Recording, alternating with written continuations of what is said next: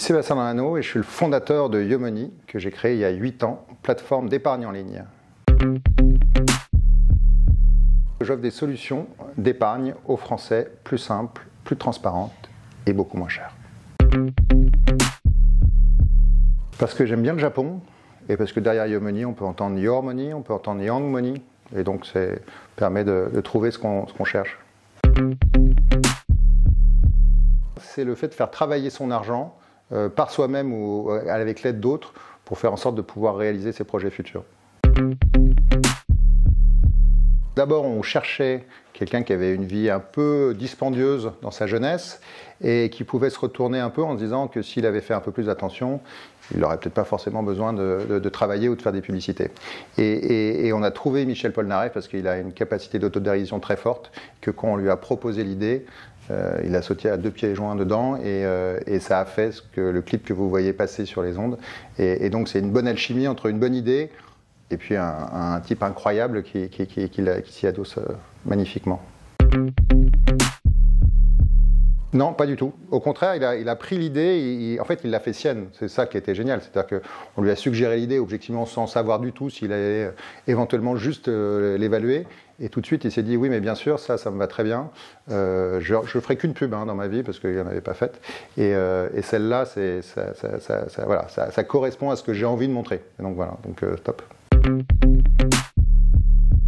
Alors, il y a plusieurs manières de faire. Soit on essaie de lui faire très peur, en disant que ce sera probablement très difficile pour lui dans 40 ans parce qu'il n'aura pas de retraite, que s'il n'y pense pas maintenant, ça sera très compliqué. Donc ça, c'est assez anxiogène.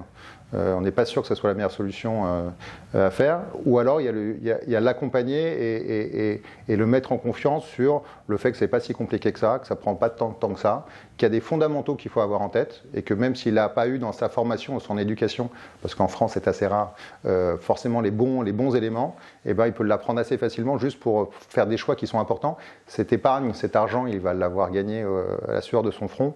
Donc s'il peut en faire quelque chose d'intelligent pour que dans quelques années, il puisse permettre un projet personnel, effectivement sécuriser sa retraite ou autre, c'est pas mal. Mais je pense que c'est surtout beaucoup de pédagogie et d'accompagnement, donc ça veut dire être disponible. Donc c'est avoir des conseillers qui soient capables de vous expliquer des choses et puis de répondre au code qu'il estime maintenant à minima nécessaire, c'est-à-dire une application mobile, quelque chose qui soit extrêmement rapide, digital, transparent. On peut, à travers un vocabulaire, des images, des illustrations, un ton, rendre cette matière beaucoup plus digeste, beaucoup plus intéressante.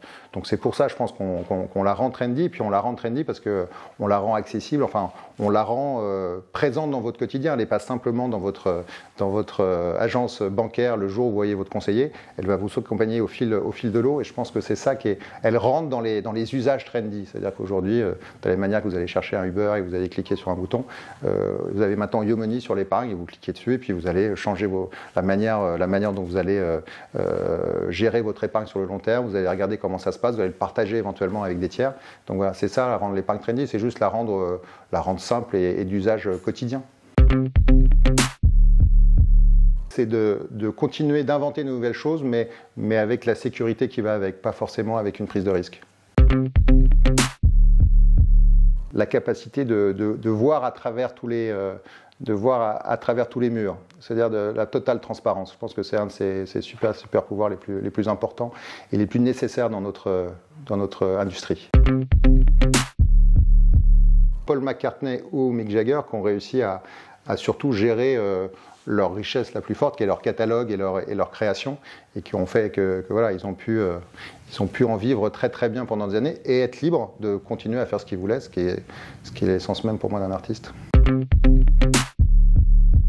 C'est d'avoir un contexte, on va dire, plus apaisé. Alors, ça rejoint les problématiques de Yomoney sur la gestion, c'est-à-dire qu'un contexte qui soit plus lisible, plus clair, sur lequel on puisse se projeter plus facilement, c'est plus simple pour tout le monde.